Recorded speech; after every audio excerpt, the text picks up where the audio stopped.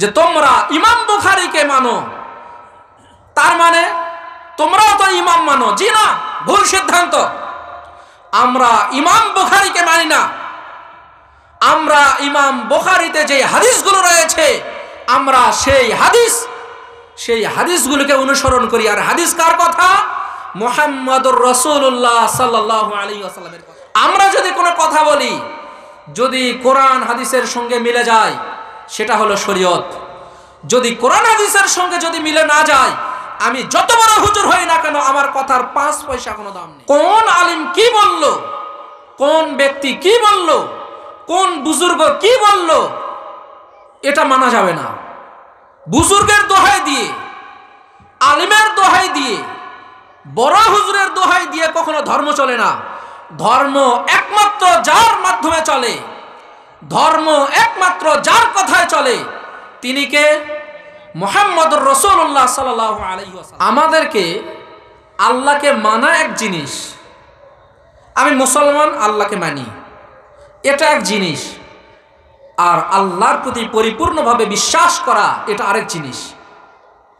পরিপূর্ণভাবে যদি বিশ্বাস করতে যান তাহলে আপনি আর তাবিজের কাছে মাথা নত করতে পারবেন না। কোনো ব্যক্তি যদি এসে বলে যে আমার এই কথাটাকেই মানো, মানে কোনো আলিমকে অন্ধ অনুসরণ করেন না, কোরআন হাদিসে যেটা রয়েছে সেটা আপনাকে মানতে হবে। তোমরা সকলেই বলো যে আল্লাহ ছাড়া সত্য কোনো ইলাহ নেই, এটা তোমরা বলো। আল্লাহ ছাড়া সত্য কোনো ইলাহ নেই, এই কথা তোমরা বলো, তাহলে তোমরা সফল কাম হবা। আমরা আল্লাহ ছাড়া সত্য কোনো মাবুদ নেই, এটা কেন বলতে হবে? তার কারণ যখন আমরা বলবো যে আল্লাহ ছাড়া সত্য কোনো মাবুদ নেই, পৃথিবীতে যত ব্যক্তি পূজা রয়েছে সবগুলোকে আমি বরবাদ করে দিলাম, আমি তাদেরকে মানি না।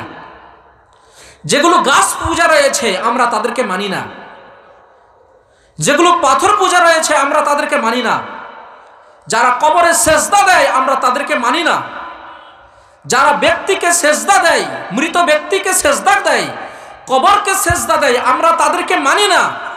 এটা স্বীকার করে নেওয়া।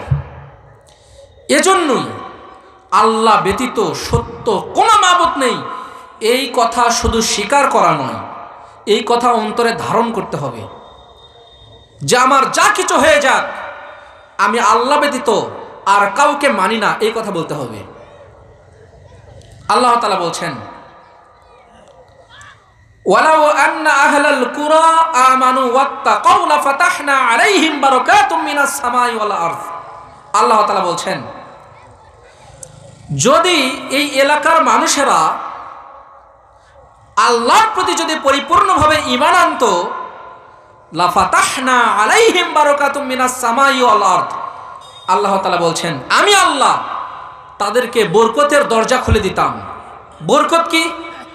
বরকতের অর্থ এখানে সব। আমাদেরকে সম্পদের দরজা খুলে দিতেন, আমাদেরকে রহমতের দরজা খুলে দিতেন।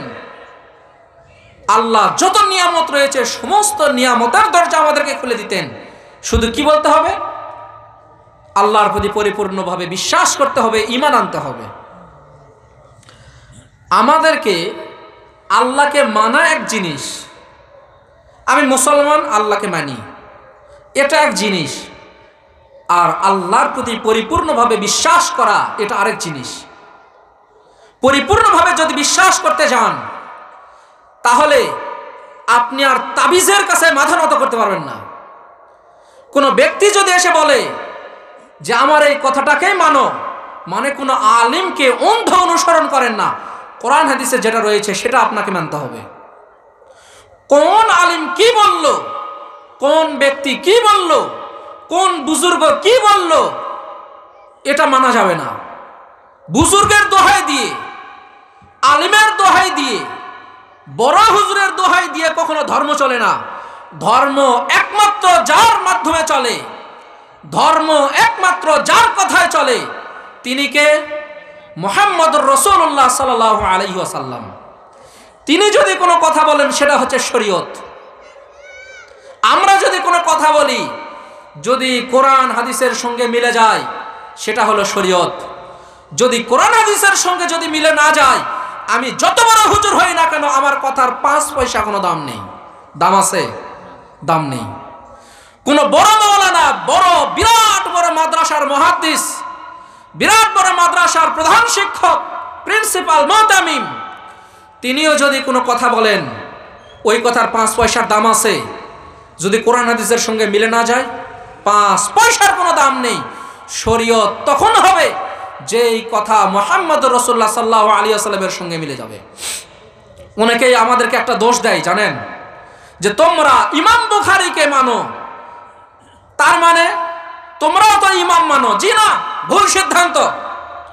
আমরা ইমাম বুখারীকে মানি না। আমরা ইমাম বুখারীতে যে হাদিসগুলো রয়েছে, আমরা সেই হাদিসগুলোকে অনুসরণ করি। আর হাদিস কার কথা? মুহাম্মদুর রাসূলুল্লাহ সাল্লাল্লাহু আলাইহি ওয়াসাল্লামের কথা। ইমাম বুখারী আমাদের শরীয়ত নয়। আমাদের শরীয়ত কি? হাদিস। যে হাদিস হচ্ছে মুহাম্মদুর রাসূলুল্লাহ সাল্লাল্লাহু আলাইহি ওয়াসাল্লাম আমাদেরকে দিক নির্দেশনা দিয়েছেন। কথাটা কি বোঝা গিয়েছে? এজন্যই আমাদের কথা হচ্ছে, তোমরা যাকে ইমাম মানো,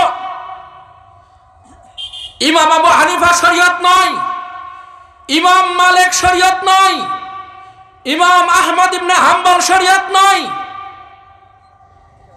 শরীয়তকে? শরীয়ত হচ্ছে মুহাম্মদুর রাসূলুল্লাহ সাল্লাল্লাহু আলাইহি ওয়াসাল্লাম।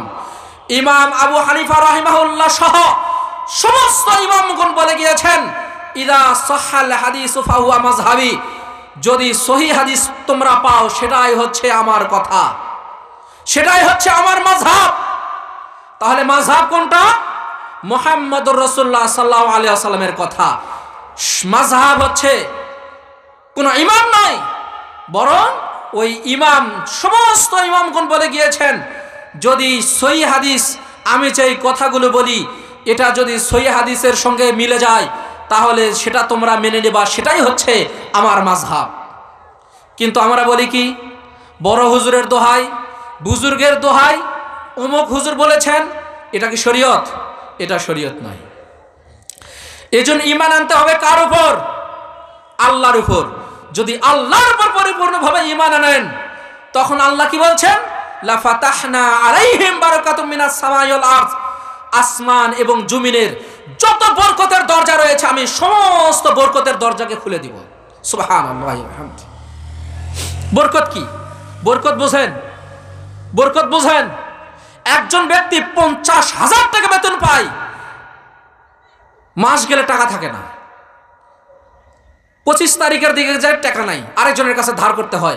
আরেকজন 10,000 টাকা, 15,000 টাকা, 20,000 টাকা পায়, হালাল পয়সা, দেখবেন যে বিরাট বড়, বছরে প্রতি মাসে 5,000 টাকা করে জমায়। এটা হচ্ছে বরকত। বরকত কাকে বলে বুঝেন? বরকত হচ্ছে আল্লাহর পক্ষ থেকে আপনার পরিবারে কোনো বালা মুসিবত নেই। বরকত হচ্ছে আপনার পরিবারে কোনো বড় ধরনের কোনো রোগ নেই। বরকত হচ্ছে আপনি ব্যবসা শুরু করেছেন, আপনার ব্যবসাতে বছরের পর গিয়ে দেখছেন 1 লক্ষ টাকা অতিরিক্ত আছে, তার মানে 1 লক্ষ টাকা আপনার বছরে ইনকাম, এই 1 লক্ষ টাকা আপনি রোজগার করেছেন, এটা বরকত। আরেকজন আপনার থেকে মাল বেশি, আপনার থেকে দোকান বড়, কিন্তু বছর শেষে 20,000 টাকা, মানে উনি ইনকাম করেছেন বছর শেষে কত? 20,000 টাকা, আর আপনার কত? 1 লক্ষ টাকা। এটা হলো বরকত। বরকত কি বুঝতে পেরেছেন? বরকত বুঝতে পেরেছেন? বরকত ভিন্ন জিনিস, রোজগার ভিন্ন জিনিস। বরকত যদি আপনি বুঝতে না পারেন, তাহলে আপনি কখনো শরীয়তকে বুঝতে পারবেন না। বরকত খুব কঠিন জিনিস, এটার উপর বিশ্বাস রাখতে হবে যে যদি আল্লাহর উপর পরিপূর্ণভাবে আমার বিশ্বাস থাকে, আসমান এবং জমিনের যত বরকত রয়েছে, সমস্ত বরকত আল্লাহ আমাকে প্রদান করবেন। এটা হলো বরকত।